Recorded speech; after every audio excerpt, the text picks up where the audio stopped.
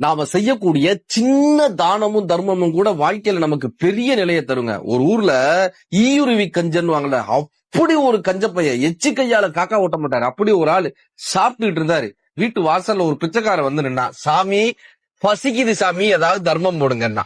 இவர் சாப்பிட்டுக்கிட்டு இருந்தவர் கைய மறைச்சுக்கிட்டு போனாரு.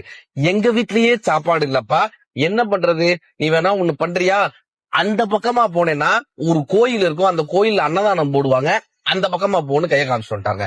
இந்த கஞ்ச பையன் சொர்க்கத்துக்கு போனாங்க செத்ததுக்கு அப்புறம்.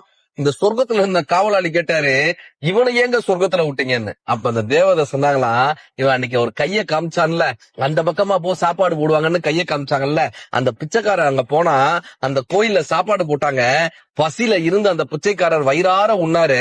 அப்ப அந்த வயிறு பாராட்டுச்சு, அந்த வயிறு வாழ்த்தியது. அந்த தர்மவான் தானே, அந்த மனுஷன் தானே இங்க பக்கத்துல கோயில் இருக்கு, அங்க சாப்பாடு போடுவான்.